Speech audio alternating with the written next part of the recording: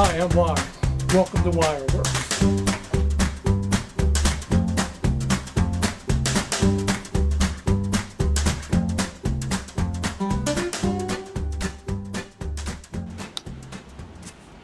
Hey everybody, Wire here. This week we're going to work on this grease gun.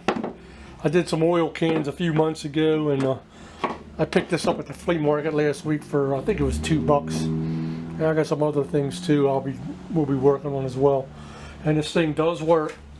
It's just I'll be honest with you, I don't know who makes it. It's so damn grimy. But oops.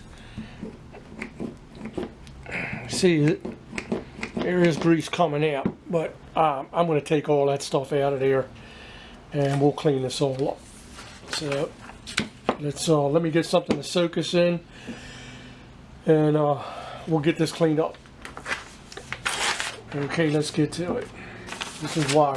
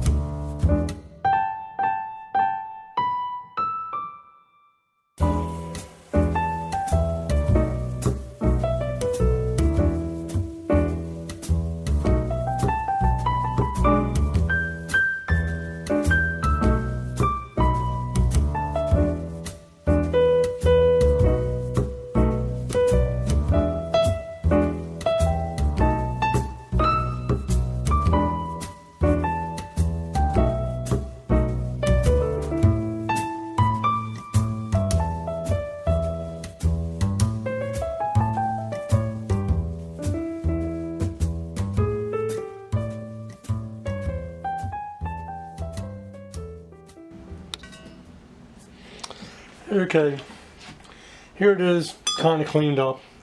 I got all the garbage out of it. I don't know if you can see in there or not. The grease was hard as a rock in here. Now I don't know what I'm going to do with this. This is rubber here. I don't know if I'm going to be able to get this or not. But we're just going to go as far as we can with this, as far as cleaning it up. And I don't know if I'm going to use this or not. I'm going to see if I can get myself another fitting for this. But let's clean it all up, and we'll see what it looks like. Now, I did get some information on here. It's called an Alemite hydraulic gun, model 6570.